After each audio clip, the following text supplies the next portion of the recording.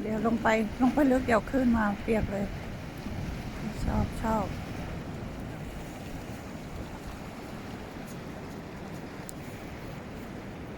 Hey you หาแม่ไม่เจอเลยมั้ง Hey Bubble Bubble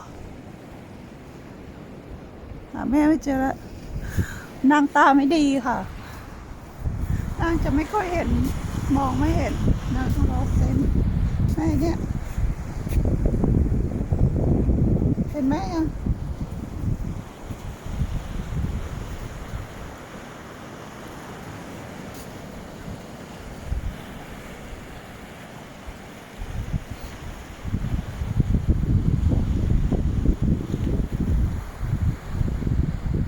เดี๋ยวไปไกลก็หาแม่เจอหรอก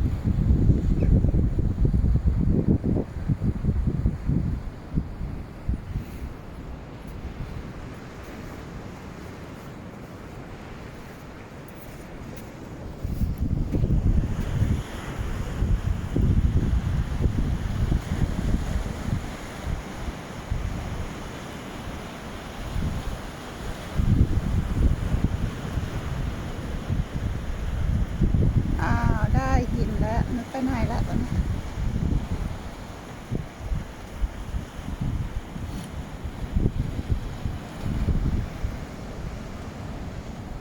ถ้าเพื่อนดูวิวรอบ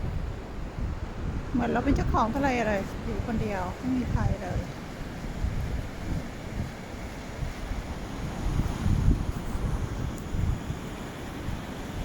ไม่ไปไหนแน่เลยได้ยินละ